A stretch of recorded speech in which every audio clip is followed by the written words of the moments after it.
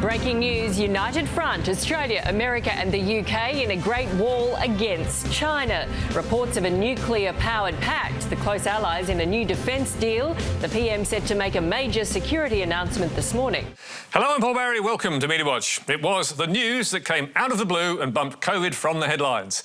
Australia going all in with the US and UK to build a handful of nuclear submarines, and form a defence pact announced via a three-way press conference, complete with this triumphant moment. Thank you, Boris, and I want to thank that fellow down under. Thank you very much, pal. Appreciate it, Mr. Prime Minister. And next day, the papers gave it a thumbs up as well. Great southern land. Nuclear family. The defence state. Shock as French deal scrapped. Yes, this new alliance means our multi-billion-dollar deal for subs from French company Naval Group is kaput. And that would come as a surprise to readers of the 9 newspapers, who only 2 days earlier were told the French deal was inching forward. Within the next week, the government is expected to announce it has reached a deal with Naval Group on the next 2.5 years of the submarine program. By then, it almost certainly will be too late to pull out. And 4 days before that, in an exclusive front-page splash, we heard about Australia and France forging closer military ties, with no inkling the French subs were about to be sunk. Senior sources within the government, who are not authorised to speak publicly, confirmed the agreement was set to be locked in by the end of next week. It's no surprise those sources didn't want to be named, because clearly they didn't know what was brewing. 2 weeks ago, the Australian's foreign editor Greg Sheridan was equally confident the next stage of the French contract was likely to go ahead, declaring, In the next few weeks, the government will announce its decision on core work Scope 2 of the French attack-class submarines. Sheridan has championed the French deal multiple times in The Australian. In March, he was somewhat radiant, calling the subs powerful and a good investment, and adding, Only a fool would ditch the French subs. And 3 weeks before that, Sheridan was reprimanding critics of the $90 billion project, which was clinched by Malcolm Turnbull in 2016. The French subs have been subject to the most hysterical, fact-free campaign of demonisation that I've seen for any major defence project. Australia will now pay hundreds of millions of dollars in compensation to the French and many billions more to get into bed with the US. And what makes this story so remarkable, beyond the eye-watering sums involved, is how tightly it was held. For once, there was no media leak, leaving journalists, their sources and even the French in the dark, with only a mere hint the evening before, including this tweet from the Australian's Ben Packham, that something big and nuclear was coming. So, what does Greg Sheridan, who's always been a supporter of nuclear-powered subs, think of the about-face? His verdict? The national Australian failure on submarines is simultaneously a tragedy, a farce, a national embarrassment and a disgrace, for which both sides of politics should hang their heads in shame. And on that point, the French would agree. But now to the fairy tale story of the runaway royals, Harry and Meghan, who were splashed on the cover of Time this week to celebrate the 100 most influential people of the year. And what a year the pair have had, with that Oprah interview back in March watched by nearly 50 million people around the world. I was silent.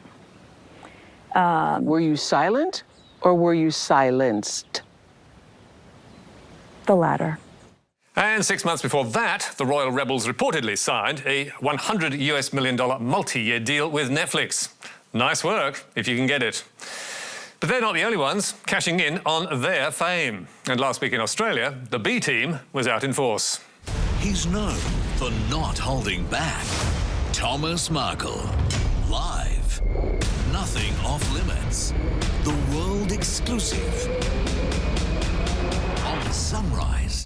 That's right, 7 had a world exclusive with Meghan's dad. But haven't I seen that somewhere before?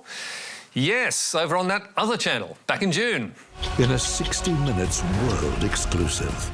That was also Thomas Markle. And what exclusive insights did he have to offer? Do you think she still loves you? I haven't spoken to her since 2 days before they got married. Wow, right up to date there. And his exclusive revelations to 7 were at times no better. On Prince Harry, for example, he confessed, I know very little about him except that he still acts like a 12-year-old boy. Yep, Thomas Markle has never actually met the Prince, but that doesn't stop the media gagging for his opinion. And those aren't the only world-exclusive interviews that Meghan's estranged father has given this year. He was churning it out for Good Morning Britain in March, spinning it along on America's Fox News in July, and last month he was on GB News in London to answer leading questions from Dan Wootton, former showbiz editor of The Sun. Did she always have the capacity to lie, Thomas? No, this is new. This is new. This is since actually this is since Harry. Nice. So, do we think Meghan does still love her dad? Well, possibly, but she clearly doesn't love what he's doing. 3 years ago, she wrote to her father privately to plead, If you love me, as you tell the press you do, please stop. Please allow us to live our lives in peace. Please stop lying. Please stop creating so much pain. Please stop exploiting my relationship with my husband. And how do we get to see that letter? Because her father slipped extracts to the Mail on Sunday, and Meghan then took the paper to court and won. And if Thomas got nothing for the letter, as he claims, he has been paid for almost everything else, including those famous shots from 2018 when he just happened to run into a snapper in an internet cafe. And he told Channel 5 it's only fair. At this point, they owe me. The Royals owe me. Harry owes me. Meghan owes me. Naturally, the two Australian world exclusives were also bought and paid for by the networks and organised by Mr. Checkbook Journalism himself. Max Markson declined to tell us how much 7 and 9 forked out, but he was thrilled to remind us he'd got yet another Markle freeloader, Thomas Jr, onto the 7 payroll to badmouth Meghan on the upcoming Big Brother VIP. I'm Meghan Markle's brother. I'm the biggest brother of them all. I told Prince Harry, I think she's going to ruin your life. She's very shallow. Thomas is Meghan's estranged half-brother, who is 15 years older than she is, and they haven't spoken for 10 years.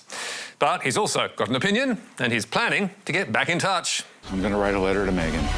Dear Meghan and Harry, the first thing I want to say to both of you. So, what chance of Harry and Meghan inviting them both round for a happy family Christmas? Sunrise mused on that question after chatting to Dad. I can understand it from their perspective when he speaks to people like us about their personal matters. That makes it really difficult for them to reconcile, not knowing who he'll speak to. So, no fairy tale ending for the family, or for 7, who allowed Markle Sr to make wild and defamatory accusations about a journalist and a photographer, and had Natalie Barr telling viewers next day, 7 did not intend for such allegations to be broadcast and has subsequently removed them from all versions of the program. We would like to apologise to those gentlemen named by Mr Markle that the allegations went to air. We did promise an unfiltered interview with Thomas Markle. In retrospect, maybe we should have put a filter on him. Exactly. We don't have a dump button, do we? No. And still on Meghan Markle and her critics, remember this back in March? You continue to trash her. OK, I'm done with this. No. Sorry, no. Sorry. Do you know what? That's pathetic. You can trash me, but not my own. No. See you later. I'm being... Sorry, can't do this. This is absolutely diabolical behaviour. Yes, when Piers was challenged on his views on Meghan Markle after repeatedly calling her a liar and a fake, he stormed off the set of Good Morning Britain. But if you thought that would be the end of him, you clearly don't know Piers. And now the man who's made a habit of coming back from controversy is set for another comeback. Breaking news. We can confirm that Piers Morgan will be joining the News UK family as part of the launch of our brand new television network called Talk TV. Piers will join a host of talented on and off-screen staff to launch a schedule of primetime programming early next year. Yes, Rupert Murdoch has come to the rescue. Back in 2014, Rupert tweeted that Morgan was once talented, now safe to ignore. 7 years on, he says every channel wanted him, but they were too afraid to hire him. And so unafraid is Rupert that he's taking Piers global. Piers will anchor the new Talk TV, a project to bring a conservative Fox News approach to Britain. He's writing another book for News Corp imprint HarperCollins. He'll pen columns for the New York Post and The Sun. And his new show will air in Britain via Fox in the United States and on a screen near you. Outspoken British broadcaster Piers Morgan is joining Australian TV after signing a global deal which includes Sky News. Yes, move over. Andrew Bolt, Alan Jones and Paul Murray. Piers is muscling in. And the muzzle will be off, as one news personality said last week. Unlike ITV, we will allow Piers to say whatever he thinks, because our company is a bastion of free speech. And ITV, when it tried to slam him down, when it made him quit for voicing his opinion about Meghan Markle, proved that it is not a bastion of free speech. Yeah. Free speech is the gold currency of today's media, and we've got it, and Piers is the shining prince of that. ITV, of course, excommunicated Prince Piers after close to 60,000 viewers complained about his royal rant to the UK regulator, which eventually ruled he did not breach the broadcasting code. And while some wished him good riddance, the breakfast show's ratings plummeted after he left.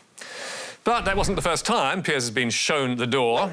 He quit as editor of the News of the World in 1995 after a public rebuke from Rupert for publishing photos of Earl Spencer's then wife leaving rehab. He was then fired as editor of the Daily Mirror in 2004 after running fake war torture photos, and his previous attempt to tap the US market bombed when CNN cancelled his show due to low ratings in 2014. But don't doubt his appeal, as one of his new colleagues described him last week. Make no mistake, this man is the Cristiano Ronaldo of broadcasting.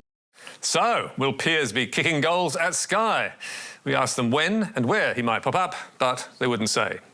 But the man himself says he will fit right in. Most Australians share my straight-talking, no-nonsense, common-sense view of life. We can't wait. A global outrage machine spanning 3 continents is just what the world needs right now. And finally, to another man that loves to storm out of a TV studio. Karl Stefanovic walks off the set of The Today Show after a prank by weatherman Tim Davies goes terribly wrong. Yep, the Daily Mail loves beating up a story, even if it is a joke. Gee, what a gorgeous day there too, eh? Does the...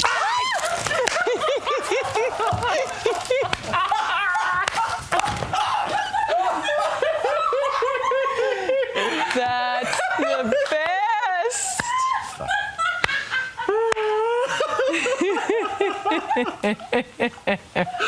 He is proper mad with you, Tim. You note the moment that the team fell apart, 8:53:57. All good fun to close out the show. So, did Karl go home and cry in his Weet-Bix? Of course not. He was smiling on the couch a few minutes later. Not that you know from the headlines that followed. Today host Karl Stefanovic walks off set after prank goes wrong. Yes, walking off the set is something the Today host has perfected over many years. Here's some vintage Karl from 2013. Can you finally reveal once and for all your place of birth? Does that matter? Well, it is the state of origin. State of origin. Does Greg Inglis play for Queen? State of origin. Where were you born? Where did you play your first Where were game you of footy? born? That's what counts. Can't Where were you handle born? the heat, see? Oh, good luck without me. It turns out. Settle down, mate. My car's out there as well. Oh, look how angry he is. He's a typical Sydney driver. Oh. See you, champ. And off he went. And sure enough, the headlines followed. Karl Stefanovic storms off Today's set after his New South Wales origin revealed. Origin blues or rating stunt. Karl Stefanovic storms off. And a year before that, Karl was throwing a tanty over his roast leg of lamb that his colleagues didn't like. Tastes like chicken. That's why blokes don't know. Come here. That's why blokes don't cook. Come because here. we just get criticised. Come here. You all right? That's good. But Karl always returns with a smile and a laugh. A TV pantomime set on repeat. And that's all from us tonight. There's more on our website where you can stream or download the programme. And don't forget, Media Bites every Thursday on your favourite social media platform. But for now, until next week, goodbye.